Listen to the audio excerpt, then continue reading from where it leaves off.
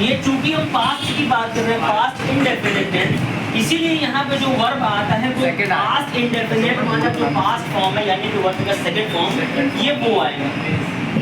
समझ गया? Base form नहीं आएगा। वर्ब का सेकंड फॉर्म क्या है? Past form. तो जब सेंटेंस कौन सा है? पास्ट। तो वर्ब कौन सी आएगी? सवाल ही नहीं उठता। इंसान का घर है तो इंसान ही रहेगा ना, जानवर तो रहेगा नहीं। तो इंसान का घर है तो रहेगा कौन? इंसान। सेकंड फॉर्म का घर तो रहेगा कौन? सेकंड फॉर्म ही रहेगा, सवाल ही नहीं उठता। ठीक है, ये हो गया। अब हम इसकी बात अभी नहीं करते, ये जब इस्तेमाल होगा तब होगा। ठीक है, अब यहाँ पे हो गया हमारा। अब इसके बाद आएगा ऑब्जेक्ट, सब्जेक्ट प्लस वर्ब की first form sorry second form plus object. अब सुन लो ऑब्जेक्ट क्या है।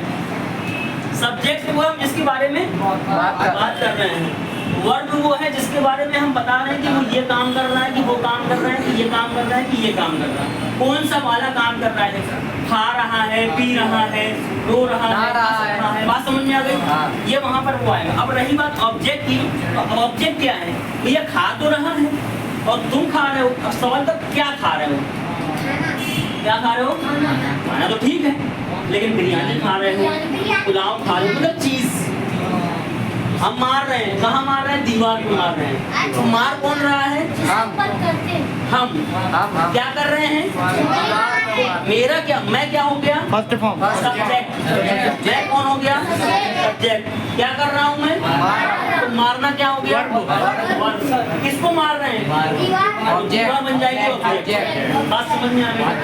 अब इसी को पलट लो, अब इसी को पलट लो।